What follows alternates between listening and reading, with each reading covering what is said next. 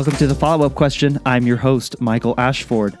I am a former journalist who wants to help tell amazing stories by asking questions. Everyone has a story to tell. And listening to someone speak their truth and their experience, I believe, is one of the most human things that we can do. And more than ever, there is a general lack of willingness to go deep to understand why people think, act, and believe like they do, especially when there are differences of opinions. And my goal is to counter that by exposing the stories that deserve to be told so that we all might better empathize with the people, the human beings around us. My hope is that along the way, this show provides you an example of what it means to listen more than you speak so that you can become a more thoughtful and informed person.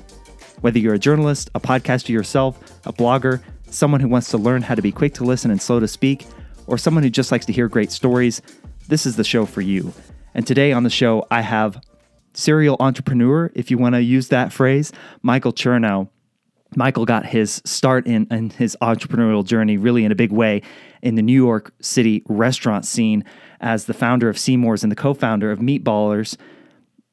Seymour's is a seafood restaurant, as the name might imply, and Meatballers, you can probably guess it, it's a meatball shop.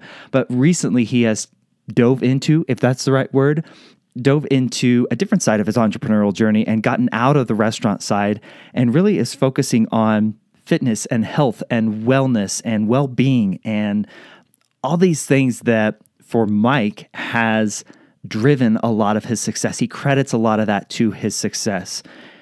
He also is the host of a podcast called Born or Made. And in that podcast or on that podcast, he asks his guests, who are usually very successful folks, are they born with this drive, this internal drive to become the type of entrepreneur and business leader that they are, or is that made? Is there something that is nurtured within them that gets them there? We talk about the intricacies there and how that's not always a black and white destination or a black and white answer there. We also get into just where he's going now and what he's focusing on. Really interesting stuff to hear from Michael because of just his overwhelming positivity that he looks at every day. He talks about his daily habits. We talk about his new venture, Creatures of Habit, which flows really well into that scenario or in that setup. So enjoy this interview with Michael Chernow. You had a pretty big weekend, man. You earned your pro card, is that right? I did. What was that? Man, how long you've been working towards that? Well, I picked up bodybuilding about 2 years ago, and I had a competition in April of 2019. April 2019. Yep, April 2019. And then I really sort of enjoyed the journey of it. The competition is sort of it's like an anticlimactic thing. It's a lot of anticipation, and then it's like an hour long, sort of peak out on stage.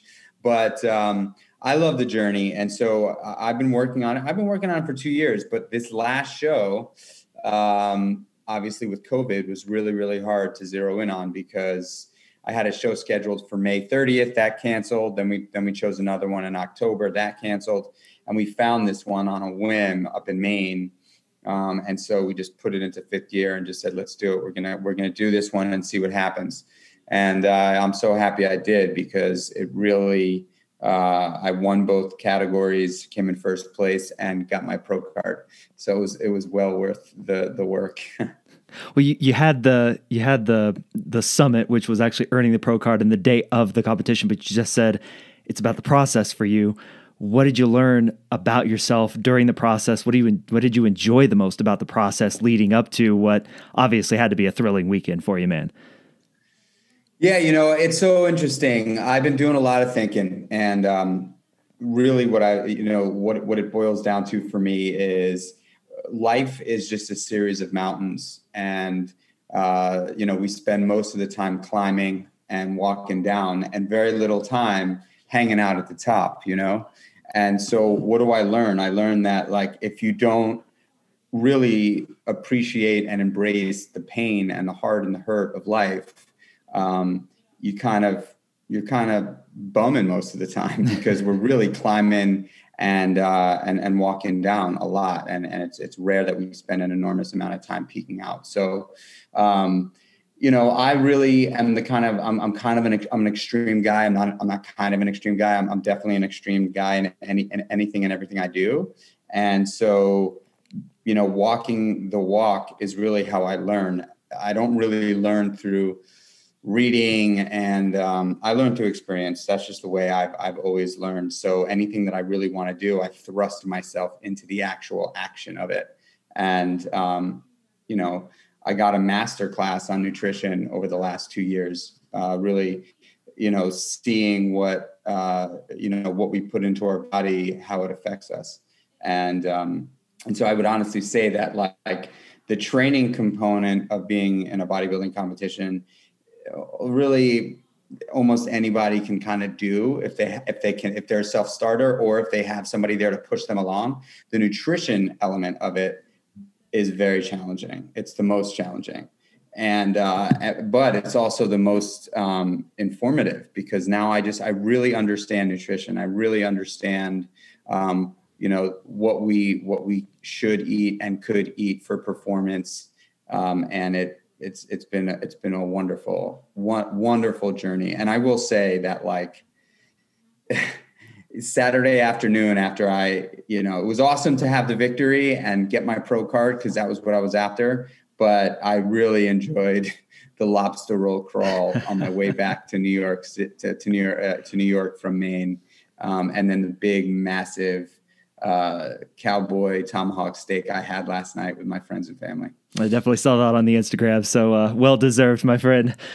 Thanks, man. Hey, what you were just talking about there, I was scrolling through your Instagram kind of in preparation of this, and something that you posted recently just fit perfectly with what you just said there, and the experience of, May you had a show, then October, and now you kind of found this one based on things canceling because of the situation we're in. I want to read this to you, man. You said, just because you have a goal in place doesn't mean you can't change your mind. What spurred you to post something like that? Where does that come from? That comes from experience. I think, I like to think of myself still as a young guy, young person. And we tend to be our hardest critics, and a lot of the time, specifically as an entrepreneur, there's a lot on our shoulders, right? Like, we always carry a lot because we made the decision to wear the suit, right? And so when there's a lot on your shoulders, and there's people that are looking to you for guidance and advice, the responsibility is intense. And so we tend to get scared to change our minds if something doesn't feel right, and sort of power through, because we feel like people might think we're wishy-washy or a little scattered, or maybe not as strong as of an executive. And what I've learned is changing your mind, if you feel like you should, is the best possible thing to do. And don't necessarily think that other people are going to judge you for it. And by the way, if they do, can I curse on this? Oh yeah. Fuck them. because it's I again, like, I can only speak from experience. My gut has led me to where I am today. There's no doubt about it. I'm not a great student. I didn't finish college. I'm only able to really retain things that interest me. I'm not like an intellectual by any stretch. I mean, I'm not a dummy, but I'm just not, the guy that's going to sit and talk to you about, like, Ernest Hemingway's greatest, writings. So my gut has been my compass over the years. And I've also learned that, like, as I grow as an entrepreneur, my ego is not my amigo. My ego can really get me into trouble. My ego can certainly put me in positions that are uncomfortable. And for someone like me, who tends to really be a visionary and a creative, uncomfortability sucks. And so I've learned that if I'm feeling like changing my mind, for whatever reason, if it doesn't feel right, I do it. And I would empower other people to do the same. If you're in a relationship that sucks, and you know it, but you're staying in it because you think you're going to be judged by your friends, your family, whatever, people around you, like it's really sort of a waste of your energy, time, and a spiking of your cortisol on a regular basis for no reason, right? Like, we have the ability to put ourselves in amazing and also really terrible situations. And unfortunately, we don't have a lot of control over many things in our life. The weather, how people, act, what people think. Like, we have control over very little. That said, we do have our, control over how we not even process necessarily, but how we respond to what life throws at us. And so if our response is that of fear of others thinking certain things, then you're going to live in other people's shadows. That's why I believe changing our minds is should be okay. And that's why I posted that, because I'm like in a very unique position right now in my life, where I've been working in restaurants and have owned restaurants for the better part of my career. I mean, my life, right? I started when I was 12, I'm 39. And I've made a drastic change in the last few months to step outside of the restaurant business for the first time ever and really start to create a business in a totally new space for me. And at first I was like, oh man, people are gonna, and then I was like, no, man, like, this is your path. This is what you need to do. And you're young, and like, fucking push as hard as you can. And if you fail, that's cool too, right? Like, you still got another 45 years plus to like create. So go out there and do it, right? Like, what the fuck? Like, I don't have anybody to compete against aside from me. And so if I am my competition, then all bets are off, and I should push the gas and go. Why do you think it is that we are so often met with kind of that demon that you described of being seen as wishy-washy or not being able to commit to something if we change our mind? Like you said, when we know in our gut that it's the right thing to do, why do you think it's seen as a bad thing to change your mind? I think our school system, like, literally, I mean, I'd be honest with you. I think a lot of it has to do with parenting. And I'm a parent, and also like how we're taught as young kids. And traditionally, we're taught to like pick something and go for it. And we're not taught to like pick something and try it. And if you don't like it, pick something else and try that. And if you don't like that, pick something else. Like, that's looked at as inefficient and not necessarily like what it takes to be successful. And so I really believe that it starts early on, right? However, as I get older, at the core, and honestly, this pandemic has also been so polarizing for this, this particular topic for me. Like, what makes you happy? Because at the end of the day, what's the point of walking through life miserable? Actually, I would rather be, and a friend of mine who's a pretty well-known thought leader, entrepreneur, said something a while ago that really struck a chord for me. And he said, I'd rather smile in my Camry than cry in my Carrera.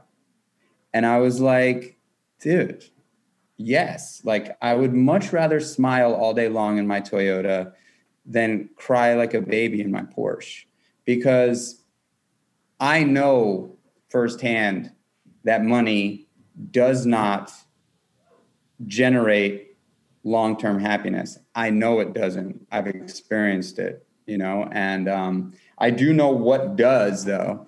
And what does is feeling well within. And when we can feel well within, then and only then can we be of service to others. And that is what that means, is have an awesome family life, have an awesome business life, have an awesome friends relationship life. That is ultimately being of service, because nobody wants to be your friend if you're not nice, right? Nobody wants to be your kids aren't going to love you if you don't care about them. No one in your business is actually going to respect you if they know you couldn't give a shit.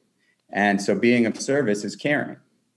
And so I've just learned through this whole entire pandemic situation that spending more time with my family is absolutely necessary. It makes me happy, and I have a really long list of daily habits that I implement and have been implementing for a long time that keep me on that path of making happiness the priority, and wellness within the priority. What you just were talking about, the service of others and not caring about what others think, and seeking that happiness for yourself. Do you have a sense for when you realized that? When did that thought solidify for you? Well, I will say that I think everybody, I have a podcast as well called Born or Made. And on that podcast, we talk about, we really sort of dissect the question of nature and nurture, right? And I believe in my heart of hearts that everybody is born with an inherent ability, an inherent skill set, an inherent talent. And our journey and goal through life is to try to find out what that is as quickly as possible. A lot of people just never do, right? And that has a lot to do with the nurture thing. However, I do believe that we are all born with something. I learned early on, because I had a pretty rough childhood in growing up, that I love people and I'm really good with people. I'm like, I could be thrown into any situation, be it the White House or be it Skid Row. Like I could really just make friends quick. And I love to do it, and I know how to do it. And so I learned that early on, and I'm blessed to have learned it early on. But I think that, I learned, like I said, from an early age, that I think at my core, my passion resides in making others happy, and that's who I am. I really. I know that about myself, and I feel blessed to know that, and I feel blessed to have known that early on, and so that's what sort of paved my path in restaurants. I mean, if you love people, what better place to be than in the hospitality business? And so that's where I landed, or quote unquote landed. But I really think that like my inherent sort of innate ability to want to connect and engage with others sort of walked me to that pond, and I started drinking the water. You mentioned you're going through that change process right now and moving away from the restaurant space. What does that change look like for you? What are you working on, and how did you come to realize a change is needed, a change is necessary? Well, it's an interesting conversation, fitness and nutrition and mindfulness and sort of better living, just sort of trying to be the best version of myself on a daily basis has been a priority. And I put my wellness within first. I put it before my family, put it before my business. I put it before my wife and kids. I put it before everything. And that doesn't mean that like I sacrifice those things for it. That means that I wake up at 5 o'clock in the morning to get it done first, while everybody's sleeping. But I know for sure that putting that stuff first is an absolute priority. And the reason why is because if I, again, feel like I have taken care of myself, it's like, when you get on the plane and they say, if you're riding with a child, put the mask on yourself first and then put it on your child. I feel like fitness and nutrition are the two core pillars to my success and happiness, because then I'm able to really be present for everything else in my life. And so after, when the pandemic set in, I'd gotten very fortunate where I had sold a bunch of my equity to my business partner at my last venture in November of 2019. And I'd begun putting together my new business. And I was about to sign a lease on a new restaurant project in February in my neighborhood in Williamsburg, Brooklyn. And all of a sudden the pandemic started to set in and the whole thing unraveled.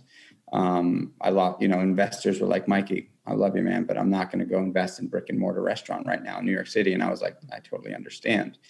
And so that business was essentially a wellness restaurant, but I had my own sort of twist on it. But ultimately, the goal for that project was to launch a restaurant. I learned at that point that scaling restaurants was not something that really excited me anymore.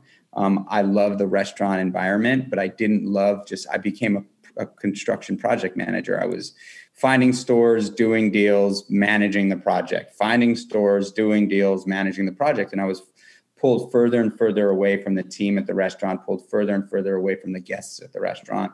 And my job title really was, like the guy who was the founder of this company, the president of the company, but I was really a glorified project manager.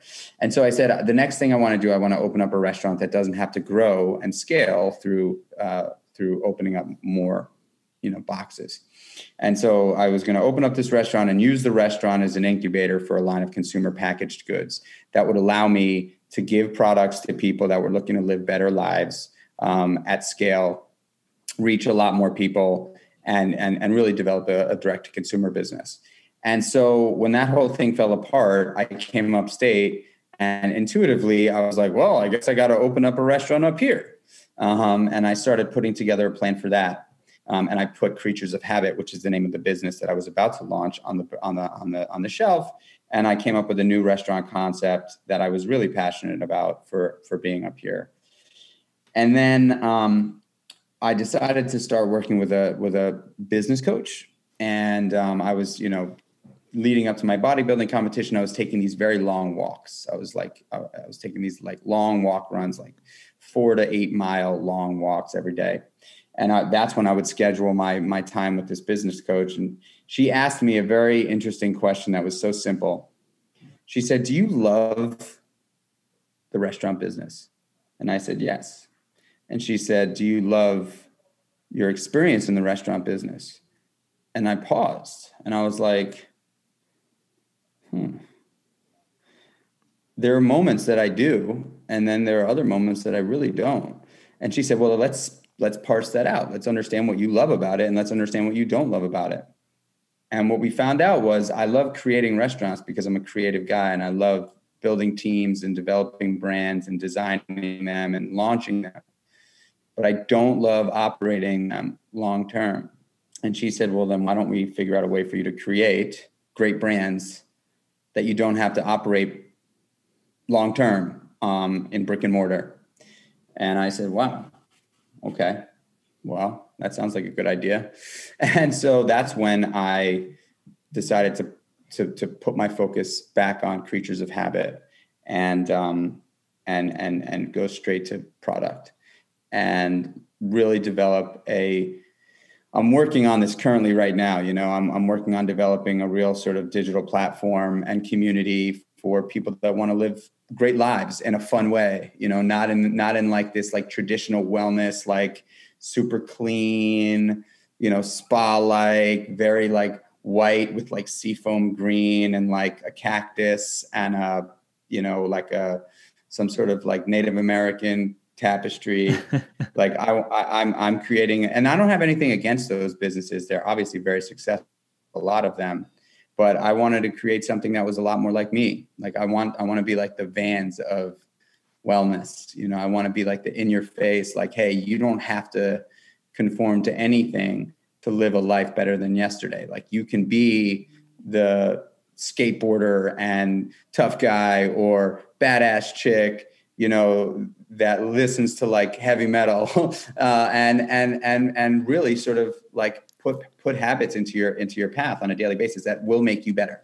And so that's what I'm working on. This new project is called Creatures of Habit, and it's going to be a real digital platform to sort of build this awesome community where people have an enormous amount of content in the world of fitness, nutrition, and mental health. And then I'm going to develop products and a really cool apparel line and services for people to purchase on a subscription basis that they can then really sort of grab their life by the balls and be the best version of themselves.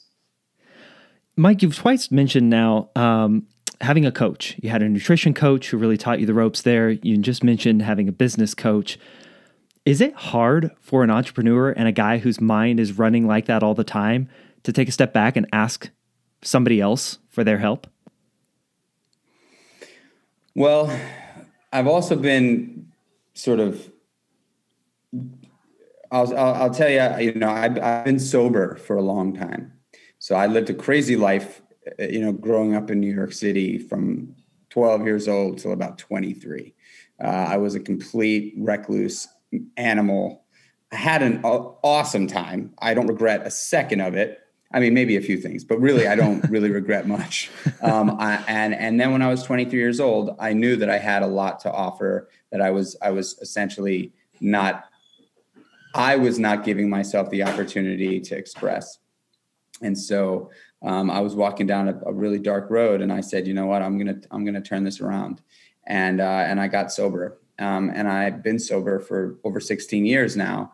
And one of the things that I learned in that process, and I learn every day, is that asking for help is probably the most vulnerable and also strongest attributes you can give to yourself. It is a massive asset if you are totally cool with asking for help. And I'm not a religious guy by any stretch of the means. I am a spiritual guy. And I also know that taking action is absolutely necessary if you want to accomplish things. Thinking things is not going to get you very far. Action in writing is great, but sometimes people just write until their fucking hands hurt, right? Like, you got to take action, physical action. And so what I do every single day is I start my day. One of the few things I do in the morning is I get down on my knees after I brush my teeth and put water on my face, and I ask the universe for help. It's a form of, it would look, if somebody saw me, my wife and kids sort of walk over me sometimes in the bathroom, but like, it's a form of prayer, but it's not religious prayer. It's truly better being prayer. And I say about 3-minute long thing that I've developed myself, and I don't know what I'm praying to or who. I could care less, but I know that I'm asking for help as the first thing I do every single day, and that paves the way for the rest of the day for me, making the ability to ask for help a lot easier. And I think that sign of like humility is something that we can all use. I think humility is something that people they think it's a bad word. And in actuality, it's a really vulnerable and awesome word, when you can just say, hey, like, I'm not the one in charge, I want to be the best person I can be. And if that means that I've got to, ask for help and understand that like I have little control, then so be it. And that's how I start my day every day. And that's what I think has given me the amazing delegation skills that I have as a leader. And also like the ability to surround myself with people that are much smarter than me. Happily. Like that is a goal. That's not like something that's happened. That's like, I am actively looking for much better people to work with me all the time. How do you guard yourself against just surrounding yourself with people who are an echo chamber for you, who just tell you what you want to hear?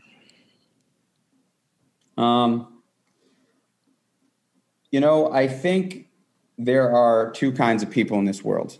There are people that walk into a room and suck the energy out of it. And then there are people that walk into a room and add value. And I like to think of myself as the guy that walks into a room and adds value.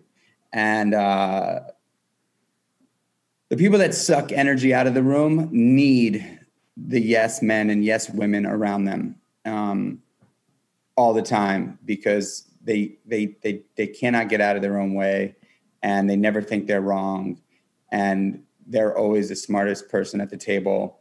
And I promise you, nobody wants to be around those people for too long. Like, they might want to be around them in the very beginning to get motivated and get their ass kicked a little bit.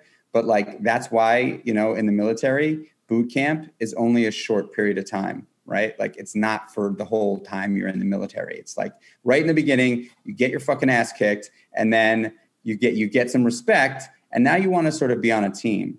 And so that's the way I sort of think about those like fear leading sort of iron fist leaders that don't give people an opportunity to fail, don't give people the ability to make decisions. And so for me, if you're just going to yes me to death, quite frankly, I have no interest in you because you're not really doing much for me. Like I want you to be able to do things that I am not doing, and that doesn't mean that I'm not going to be a decision maker, like a final decision maker, and say, hey, like this is actually what we're doing after some trial and error. But if you're just going to yes me, it's really annoying, and I don't like it. I want people to be autonomous as much as possible, and really feel comfortable being autonomous and feel comfortable making decisions and failing. And that doesn't mean like making decisions like not showing up, because if you don't show up, you're fired. But you know what I mean? Like making decisions that potentially have a level of risk and high reward.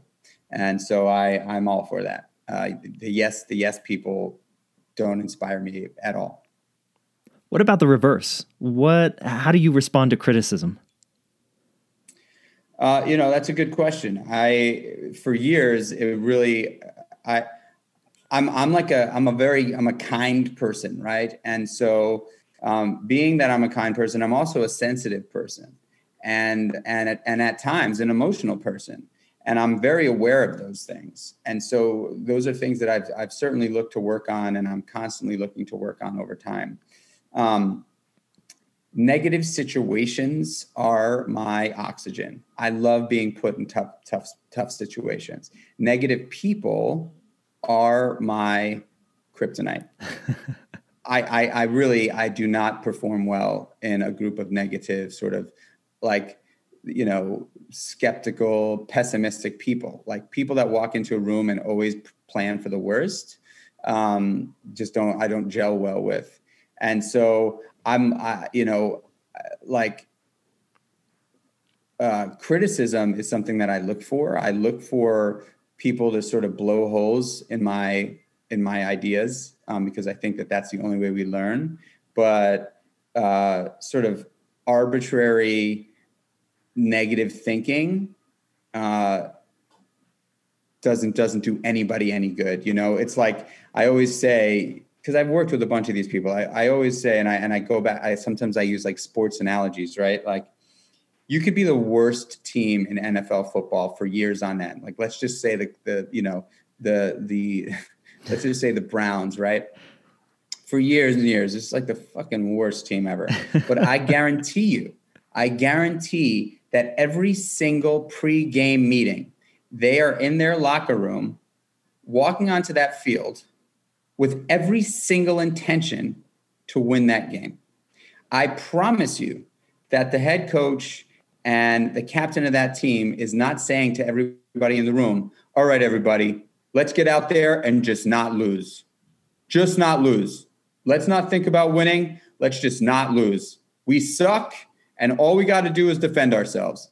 Like, that's not the way it works in life, right? Like, if you want to win, if you want to like really see how far you can go, you could be the smallest guy in the world going up against the biggest gorilla.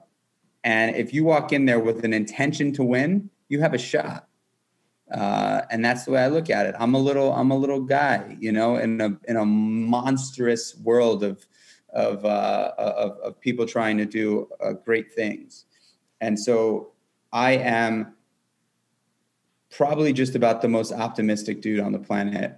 I'm sure, there's other guys out there that are as optimistic, but I'd like to think of myself as a top fiver, just because I think of every situation as an opportunity to go out there and crush. And I rarely think that there's an obstacle that cannot be overcome with the right people at the table. Really specifically in the restaurant industry, you've seen the rise of social media and the rise of like Yelp reviews and Google reviews. And that can, in a lot of instances, make or break a restaurant and a business like that is so dependent on people, that's how you're found nowadays. What do you think of anonymous online reviews? How did you approach them? How did you take them in? Did you respond? I'm just really interested to hear how that affected you as the leader and owner of these and manager of these businesses, man. I mean, in the beginning, I think it's really sort of scary and frustrating when people are, everybody's a professional on Yelp and on social media, right? And now, I mean, over the last 10 years, essentially, we used to be like very, very mindful of getting reviewed by, when you open up a restaurant, that you've got like a list of people with their pictures at the door, and you got to be very careful about how they come in. And now the truth is, every single dish that walks out of your kitchen is on the chopping block for review. Every single one. And you have no idea who's sitting in your restaurant. You can have people, and specifically in New York City, where I have restaurants, where food blogging or food bloggers and Instagram celebrity food people are everywhere, like with 500,000, 500, like thousands of followers, people watching what they're doing. And you never know who they are and if they're sitting in the dining room. And so I personally think it's fantastic. And I think that it keeps you on your toes. And I also think that in most cases, if you can, again, put your ego to the side and you read a review that somebody wrote that was really bad, guaranteed there's some serious truth to it, right? Like you can't just like toss it to the curb and say, oh, this person's just an angry person. In many cases they are people that just negatively write, but a lot of the time in those negative reviews, you can really learn. And so I look at them as learning opportunities, not as punches to the gut. Listen, if you are consistently poorly reviewed on Yelp and your restaurant is like a 1, 2, 2.5, 3-star restaurant, you're doing something wrong. That's just it. It's just it. It's not like, oh, this one off, oh, this 2 up. It's like, if people are consistently writing that you suck, you have to pay attention. It's that simple. I think it's amazing. I think it's awesome. And like you can't, not everybody is out there trying to kill you. You know what I mean? It's like, if you're doing really great things and you get that one off, or every once in a while somebody gives you a 1-star or a 2-star,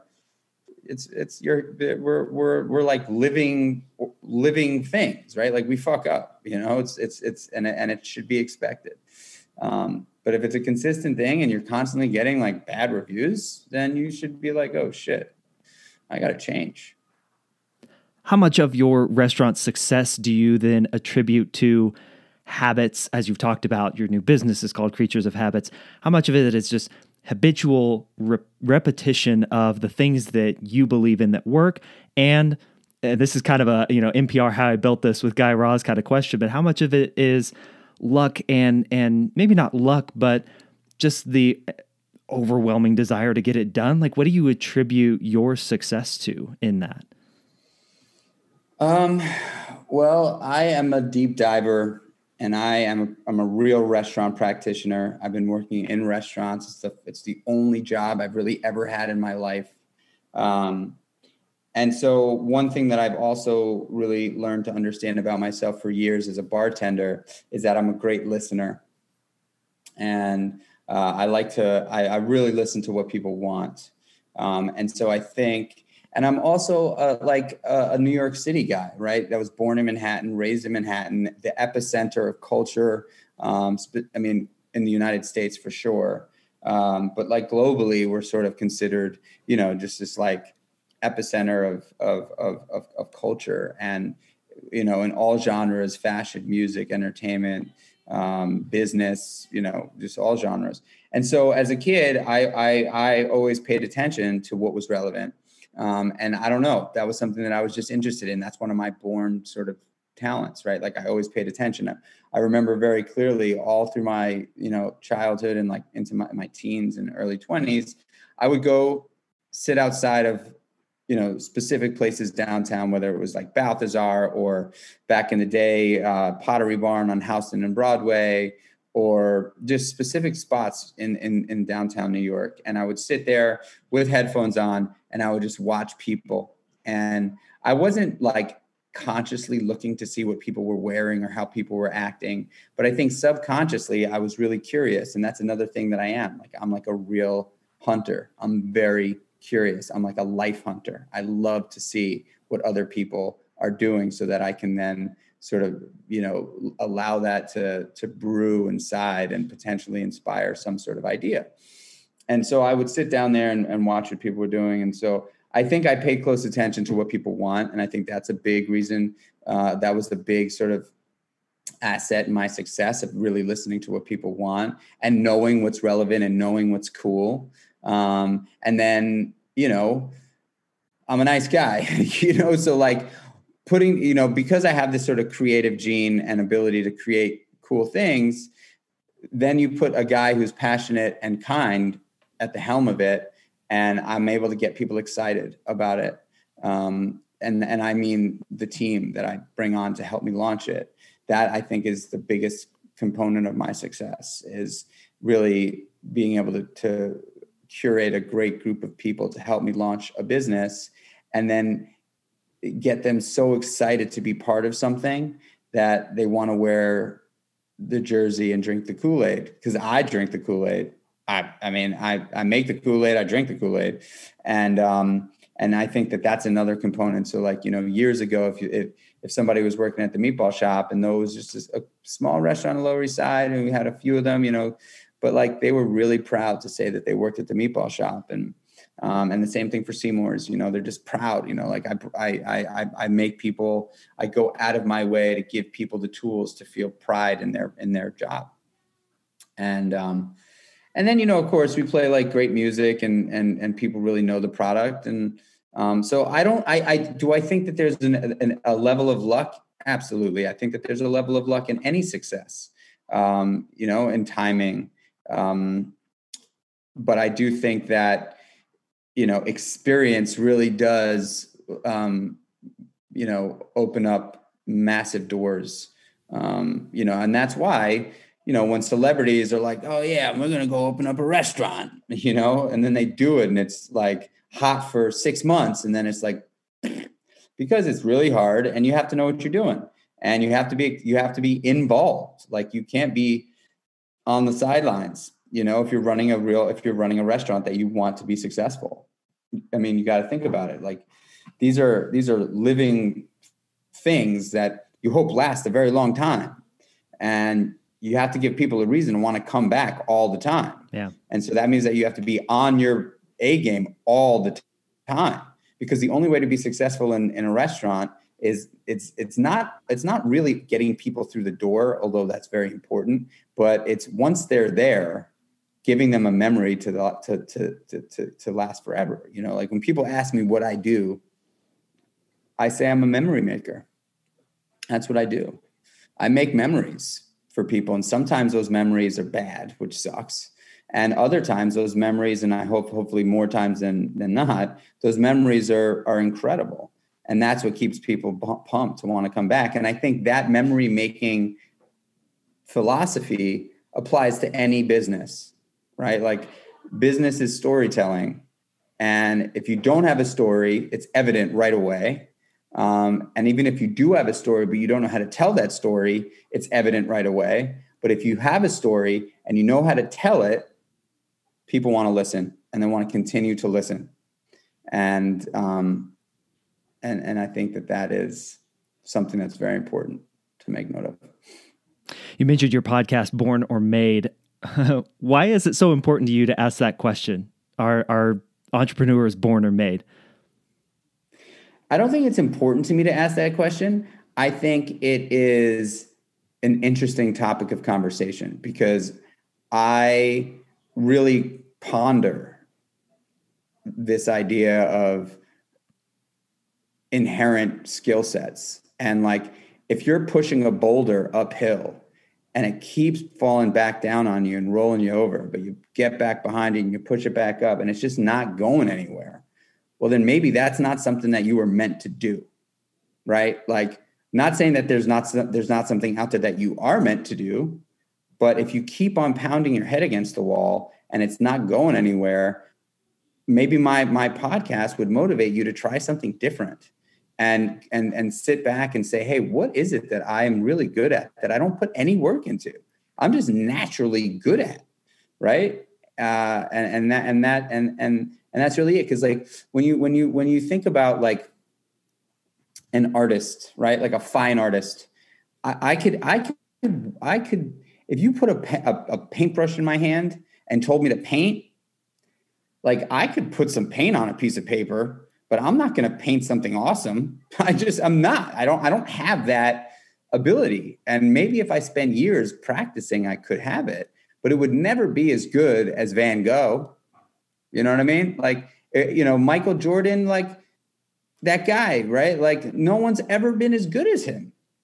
Like Whitney Houston, she was able to sing from birth, right? Like no one's ever been able to, like people try to sing like Whitney Houston. She's been gone for a long time. Michael Jackson, like, and as far as entertainment goes, like that guy was just born to entertain. So like, I believe that people are born with shit. And, like if you're just trying to be an entrepreneur or maybe it's not what you're supposed to be doing. And that's what I'm hoping to sort of encourage people to say, to change their mind. It's okay.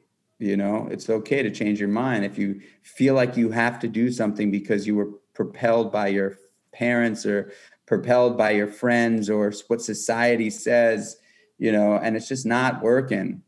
Well, I bet you that there is something inside of you that you haven't lifted up that rock yet, or you have lifted up that rock, but you feel like it's so easy that maybe it's not worth it to do because it's so easy. But if it's so easy and you're really good at it, maybe that's the thing that you should be doing, and double, triple, quadruple down on it, because there are a lot of people that wish they had something that was easy to do that brings value. As we close here in just a bit, I want to ask you what your habits are as a creature of habit, as the new business is appropriately titled. But I want to preface that with this question, Michael. If somebody just adopts your habits, and what you're going to answer here in just a few minutes, if somebody just adopts your habits, what is the missing link between them just running through your habits and doing the things that you do each day and being successful at those things? Say that again? What's in the in-between of just running through habits? Somebody who's successful, somebody looks to you and says, man, Michael Chernow is wildly successful. He's an entrepreneur. He does these things each and every day. He's a creature of habit, and I want to be successful too.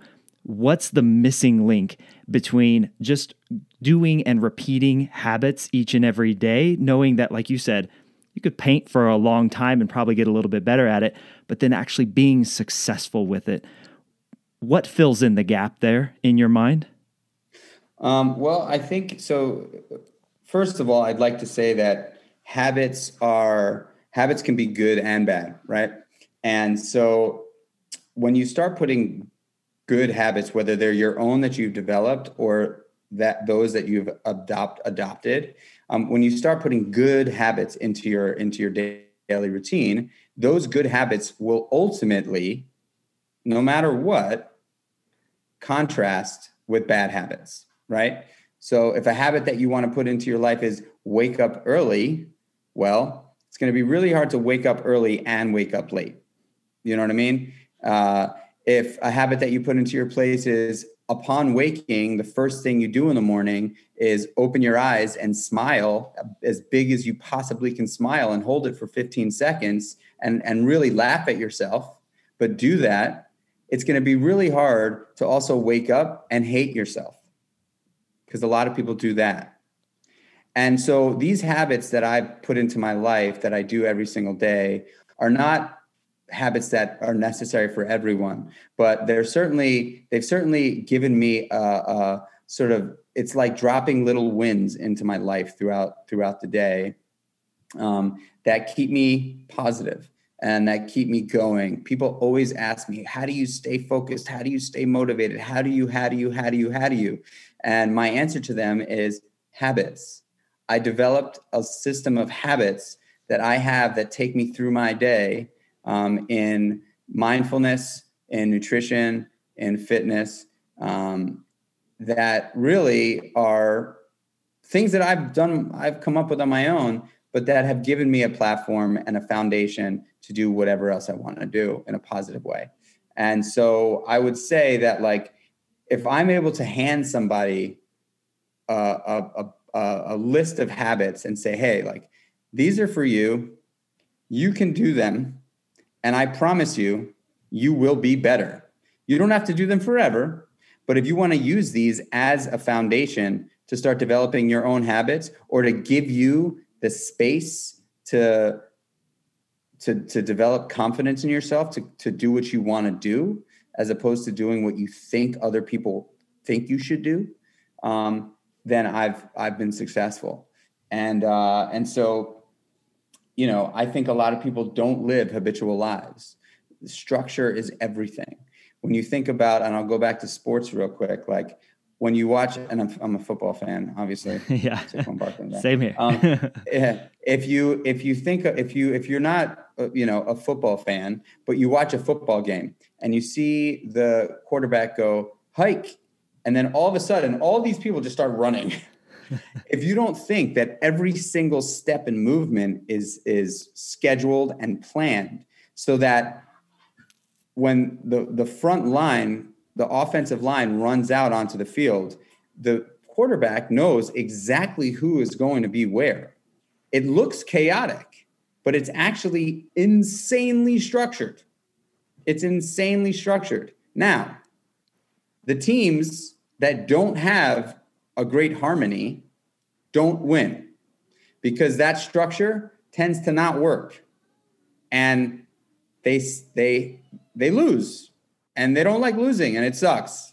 And right now, I'm a big Giants fan, and we have a young team, and they're not harmoniously structured because they're a young team and they haven't played with each other for a long time, and they lose. And it's because the habits have not been acquired for long periods of time. And so I think of my habits like that. I put habits in my path every single day that give me just a little leg up, right? And so I'll tell you what they are. I wake up at 5:15 every single morning. I open my eyes. I smile from ear to ear, literally for 15 seconds. I hold that smile, and I laugh at myself because I know it's a little bit ridiculous. However, that smile is actually giving me an opportunity to start my day positively, right? Like, I open my up and it's ingrained in me. I smile. And I can feel the positivity physically and mentally when I smile. It's actually scientifically proven that smiling induces endorphins and serotonin in your body, right? So smiling is a big part of my habits. So I wake up at 5:15 every single morning. I smile. I go into the bathroom. I brush my teeth. I put very cold water on my face, and then I immediately hit my knees and I say my prayer and ask for help to get through the day with an open heart and an open mind, and to be of service. And then I take my dog out for a walk. I have a puppy. Take my dog out. Take my dog back in.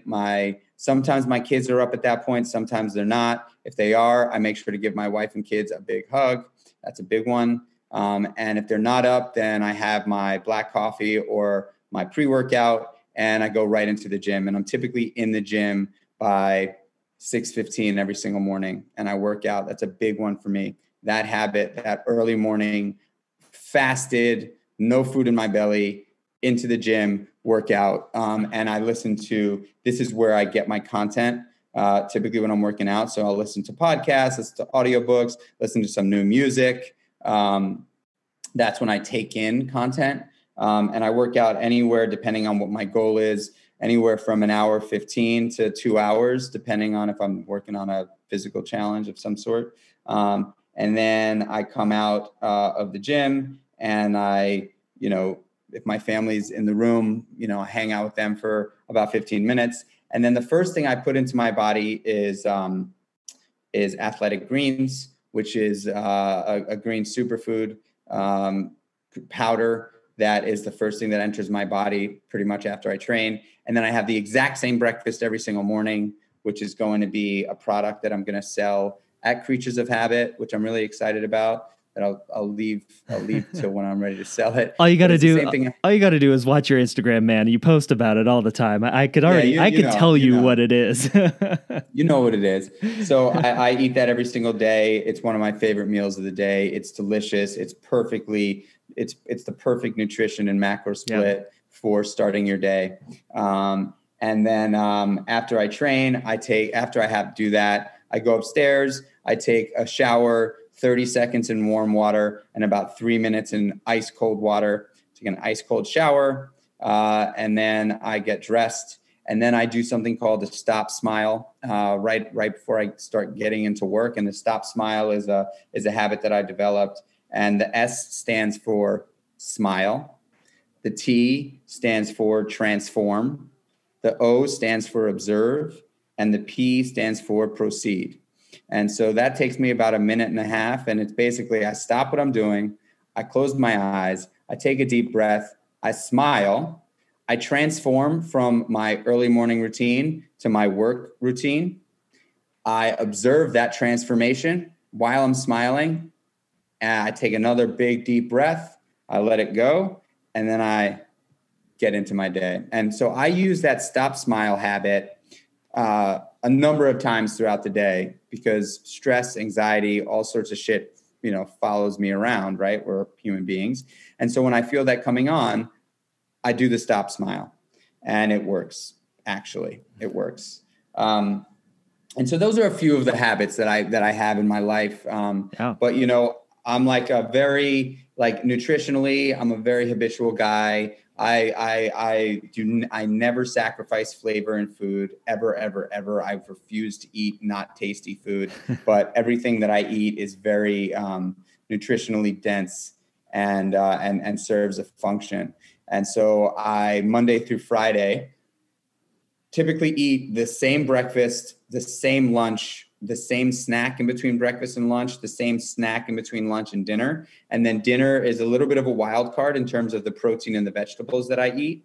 And then I always have the exact same late night smoothie at around 8:30 at night before bed. And then on the weekends, I give myself 2 free cheat meals. And I get one on Saturday and one on Sunday. And it can be any meal, breakfast, lunch, or dinner, any one of those days.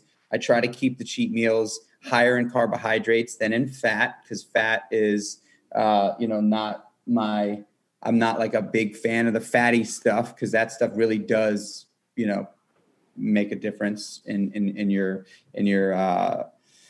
aesthetic. And yeah, dude, that's my life, man. It's structured. It's fucking structured. But I tell you something, I am a happy person, and that structure allows me to be happy. And, I give myself room for failure. And if I fuck up, it's all good. It's all good. If I go on a tear and I eat 3 bad meals in a day, I'm cool with it. I give myself the freedom to be cool with it. If I miss a workout, which I rarely do, but if I do, I've learned to be cool with it. All that matters is that you get back on the wagon. You get back up. You know what I mean? You can't do that much damage unless you throw in the towel. And so just know that we can be whoever we want to be. If I told you today, I want to be a doctor, I'm 39. If I said, I want to be a doctor, really? And I said, I'm going to stop everything I'm doing. I'm going to go back to college. I'll do 4 years in college. Then I'm going to go to med school. It'll be another 5 years. I'm going to do another 5 years as an internist. So that's 14 years. And then I get my PhD, and I'm, what am I, 49, 53. still got a long life ahead of me, I'd be a doctor for the next, until I'm 75 years old. Right. So there's very little we can't do. We just have to actually put things in our path. We have to put things in our path. People are not going to do it for us. We have to put things in our path to reach our goals.